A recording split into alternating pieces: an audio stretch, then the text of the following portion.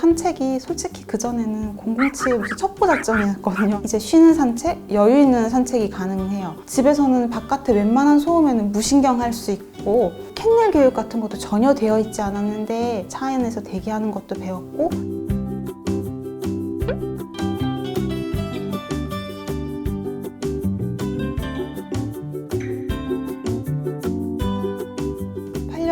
키웠던 첫째를 보내고 이제 펜로스 증후군으로 되게 힘들었거든요. 그때 이제 통해서 보리를 보고 데리고 오게 됐어요. 근데 와서 이제 일주일 만에 지짐이 터지기 시작하고 매사에 너무 예민한 거예요. 또 집안에서 가족들이 움직일 때마다 제약하고 으르렁대기도 하고 그러더라고요. 제가 보리의 지난 시간을 알 수가 없으니까 도움이 필요하겠다 싶어서 이제 보듬을 찾게 됐습니다.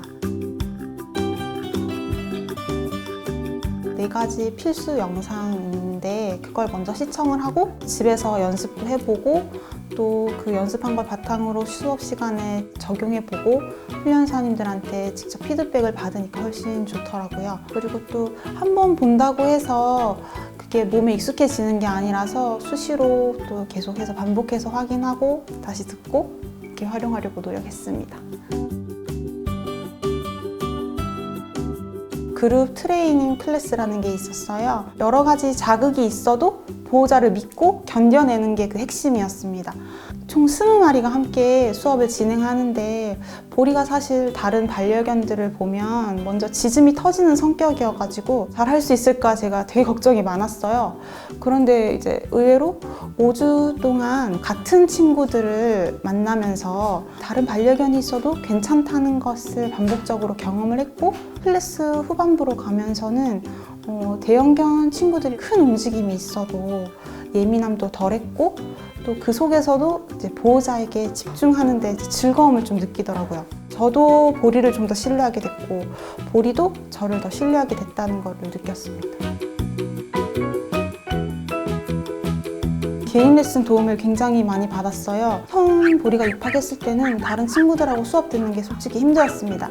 그래서 개인 레슨을 총 3회를 먼저 받았는데 단계적으로 배웠어요. 그래서 첫째 시간에는 예절교육, 앉아, 기다려 이런 걸 하겠다. 그 뒤에는 아이 컨택이라고 해서 강아지들이 시선을 마주치는 것에 약간 부정적인 그 생각을 가지고 있는 애들이 있는데 그걸 긍정적인 걸로 바꿔주는 게 아이 컨택이었거든요. 그리고 또 캔넬 교육 같은 것도 전혀 되어 있지 않았는데 개인 레슨을 통해서 차 안에서 대기하는 것도 배웠고 보리의 상황에 맞춰서 차츰차츰 단계적으로 해나가는 게 개인 레슨의 장점이었어요.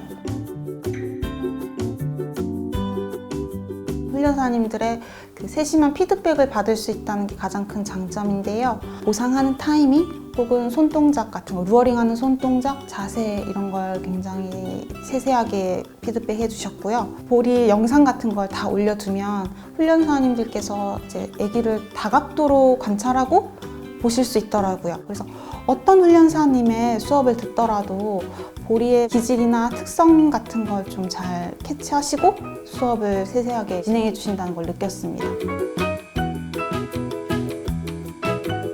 반려견을 가족으로 받아들이는 순간부터 저는 교육이 선택이 아니고 필수라고 생각을 해요. 보리나 저처럼 유기견 입양이라는 인연으로 만났을 경우에는 아이의 지난 시간을 알 수 없기 때문에 저는 전문가의 도움이 꼭 필요하다고 생각을 합니다. 수업을 자꾸 듣다 보니까 보리도 여유를 좀 배우더라고요. 집에서는 바깥에 웬만한 소음에는 무신경할 수 있고 바깥에서 산책이 솔직히 그전에는 007 무슨 첩보 작전이었거든요, 완전히. 근데 이제 쉬는 산책, 여유 있는 산책이 가능해요. 이렇게 많은 가능성을 가진 아이인데 보든교육과 함께 하지 않았다면 보리의 진짜 모습을 제가 잘 못 봤을 것 같아요. 보든교육과 함께 한다면 일상을 행복한 일들로 채울 수 있을 거라고 믿어 의심치 않습니다. 제가 경험자입니다.